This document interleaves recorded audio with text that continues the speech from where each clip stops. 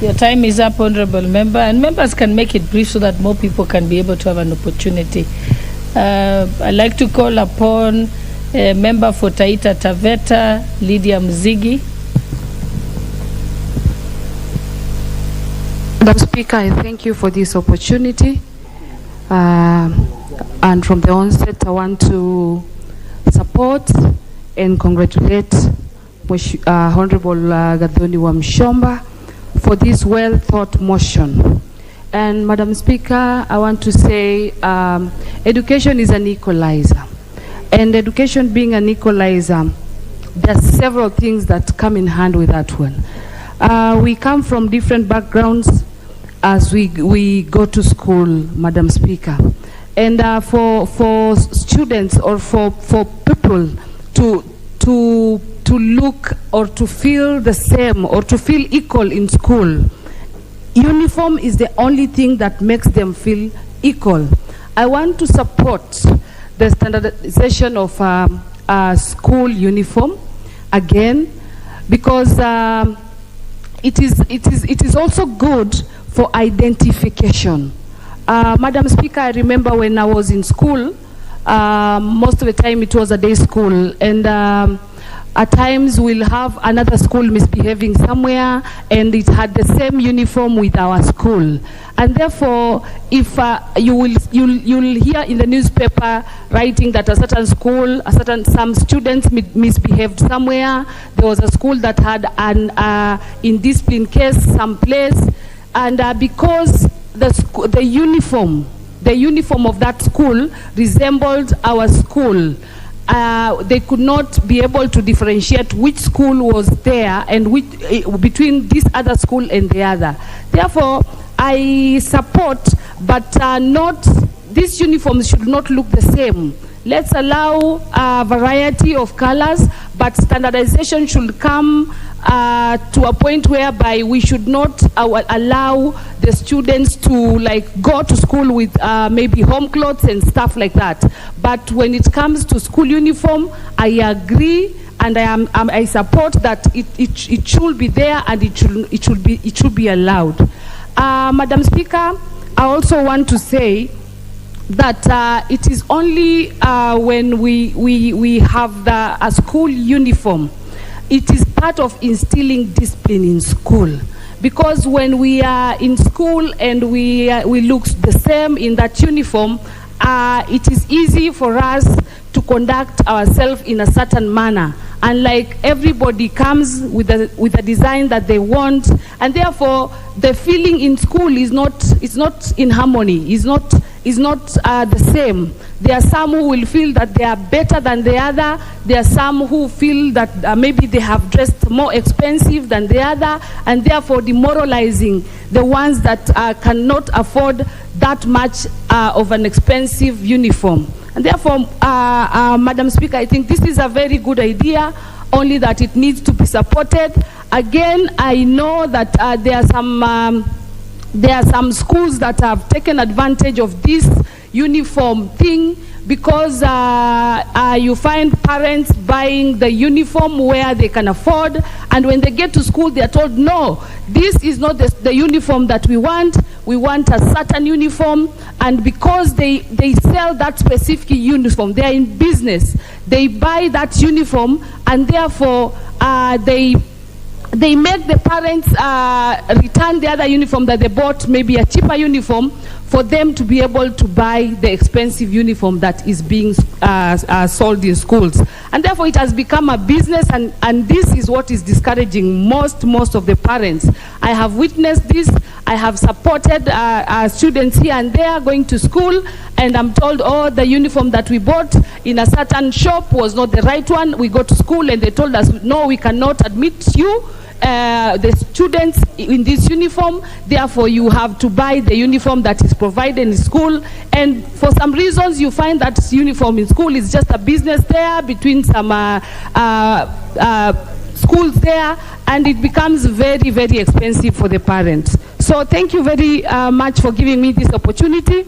And as I wind up, I want to say, Madam Speaker, you look very smart in your African attire. Congratulations, and let's support our local tailor. Thank you very much. God bless you. Thank you, Honorable Member for Taita Taveta. I now call upon Honorable Wanjiko Muhia, Member for Kipipiri, Nyandarua County. I think your students are here. Thank you, Honorable Speaker, and I want to welcome the students from Wajohi Mixed Secondary School and their teachers and parents who have visited the National Assembly and Senate to see the proceedings. And in this motion, I want to congratulate Honorable Gathoni wa Mushoba, which is so timely. And Honorable Speaker, as I walked inside, I was trying to trace my students, and I couldn't identify them because they look the same as those one from Meru County, only that my county has a lot of Mokorino, so at least I saw two. And I noticed that mine are sitting on the front benches, and I welcome them very much. Honorable Speaker, having said that, this is a good motion, and I think going forward in the current times, we need to standardize many things, and we find sometimes that the school uniforms with this current economic hardship is expensive than the school fees, and this beats the logic. You find the school uniform can cost 30, 40, even 50,000 Kenya shillings, especially in the boarding schools, while maybe the school fees is 20,000. Really, it beats the logic, and we need a policy that can standardize this. However, we must not forget where we come from, and what Honorable Aika have just indicated, that it is good every school be allowed that freedom of choosing its own uniform, its own choice of colors, so that they are also different in their kind. Because even currently, when we are doing infrastructure, you find school A like maybe color green, and you find all the iron sheet are green, red, blue, or whichever. So the identity is important. The students can be identified with the different colors, so that we shouldn't lose that we say all children wear the same. And basically, this is a very good example where their own MP cannot identify them from Meru County. Having said that, we must remember that we are living in hardship and economic crisis. And this idea of telling all students to go to shop A and buy from the shoes there, the sweater there, while these things are available even in Motuba. If a shoe is black, a parent can go to Gekoba or the nearest market and buy a black shoes, so long as it has laces as it is required, and the child can continue with the learning. So in my view, the policy is good, but we need to identify to make it simple, easy, and achievable. With those few remarks, I want to support this motion, and again, I welcome the Wajohi Mixed Secondary School in the National Assembly. Thank you. I now call upon the member for Bureti constituency, Honorable Kibet Kimingoi. No, he's not here. Okay, then I now call upon the Honorable Johanna Ngeno, member for Imurua Kedir Dikir. Thank you, Madam Speaker, for also getting this opportunity to weigh in on this particular motion. Madam Speaker, we must understand that education has to be accessible. It has to be cheap. It has to be something that each and every child, student in our society, Madam Speaker, achieves it or access it.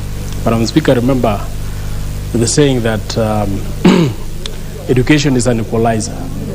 Wherever you come from, whether you come from the poorest community, you come from the poorest family, you come from the most remotest area, you come from wherever, education, once you access, Madam Speaker, makes you equal to those other people. So, Madam Speaker, I believe the major introduction of this motion, and I wish this motion should go a long way in becoming even an amendment to a bill so that it can become law.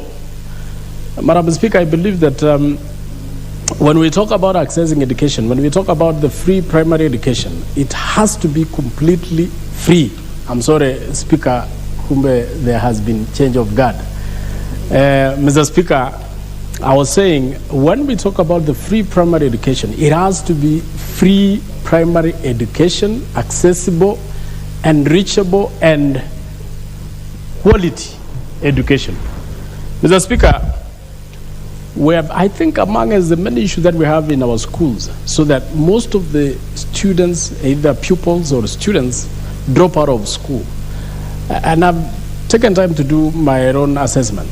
Mr. Speaker, it is because of the payments which maybe the schools are demanding from the parents.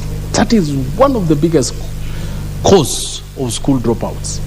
Mr. Speaker, as members of this House and as legislators and as representatives of the people, we must take time to ensure that we make education affordable and reachable and reduce the number of dropouts which are avoidable. Of course, Mr. Speaker, there are situations that make students drop out of schools which are unavoidable. But those which are avoidable, as in terms of the cost, in terms of what are we